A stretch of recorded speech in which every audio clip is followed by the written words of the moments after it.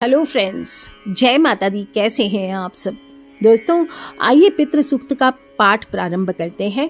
आज हिंदी में पाठ करूंगी ताकि आप सभी इसका अर्थ समझकर मनन कर आगे बढ़ सकें और अपने अपने पितृ से प्रार्थना कर सकें कि आपके जीवन से पितृ दोष शांत हो।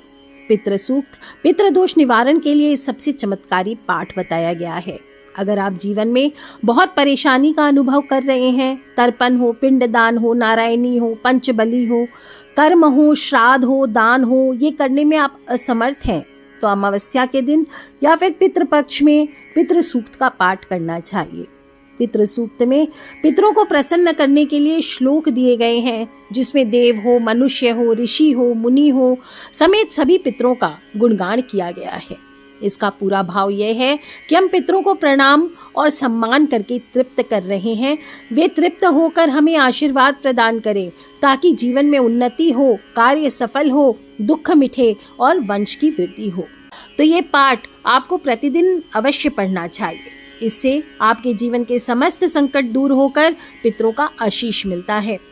विशेष रूप से अमावस्या हो या किसी भी तिथि को जब आप पितृ सूक्त का पाठ कर रहे हैं तो सबसे पहले आपको स्नान करके पवित्र होना चाहिए। पितरों का स्मरण करके दक्षिणमुखी होकर के जल से विधि पूर्वक तर्पण करें और कुशा के आसन पर बैठकर या तो मन को शांत कर लीजिए।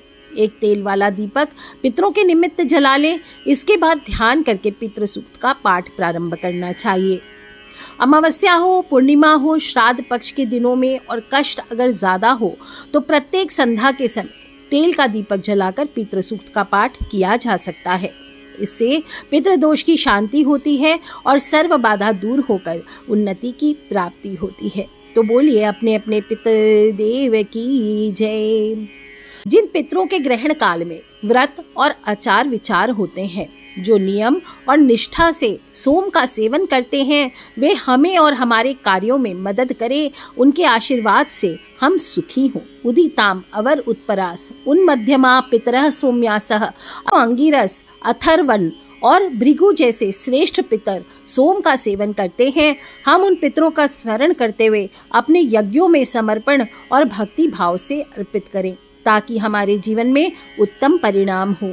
हमारे पूर्वज पितर जिन्होंने सोम का सेवन किया, वे हमारे जीवन में शांति और आशीर्वाद लाएं। वे हमें सुख, समृद्धि और आस्था से भरे रखें। सोम देवता, आप हमें सही मार्ग पर चलने की प्रेरणा दें।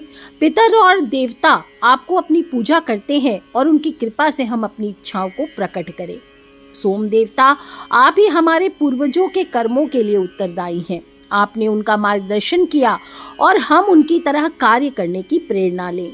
सोम देवता, आप ही ध्यावा और पृथ्वी के साथ मिलकर हमारे पितरों से संवाद करते हैं।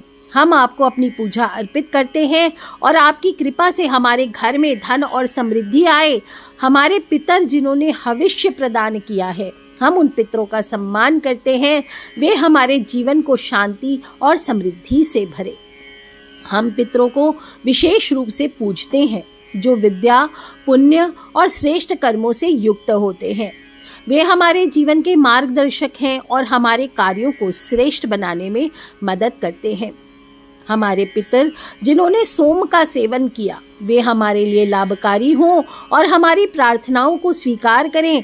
वे हमारे साथ रहें और हमें आशीर्वाद प्रदान करें। हमारे पितर जिन्होंने सोम का सेवन किया, वे हमें यज्ञ के माध्यम से आशीर्वाद दें। वे हमें मार्गदर्शन और समर्थन प्रदान करें और हमारे पितर अग्नि में समाहित होकर हमारे घर में प्रवेश करें। वे हमें आशीर्वाद दें और हमारे जीवन में समृद्धि और शक्ति लाएं।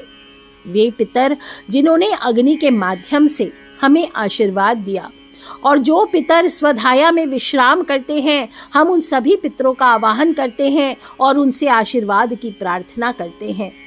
हम अग्निष्टवात और ऋतुकाल अनुसार कर्म करने वाले पितरों का आवाहन करते हैं। जो सोम रस का पान करते हैं, वे हमारे आवाहन को सहजता से स्वीकार करें और हमें संपत्ति का स्वामी बनाएं। हे पितरों, दक्षिण दिशा की ओर मुख करके आप इस यज्ञ को स्वीकार करें। कृपया किसी भी अपराध के कारण आप हमसे नाराज ना हो। यदि अज्ञानवश कोई त्रुटि हुई है तो आप हमें क्षमा करें। हे पितरों, आप अरुणिमान प्रभायुक्त स्थानों पर विराजमान होकर इस यज्ञ को करने वाले मनुष्य को धन धान्य प्रदान करें और उसके पुत्र पौत्रों को भी समृद्धि एवं ऊर्जा प्रदान करें। इस प्रकार से हम आपसे निवेदन करते हैं, आप हमारे परिवार की, अपने वंश की सुरक्षा करें। ओम शांति शांति शांति।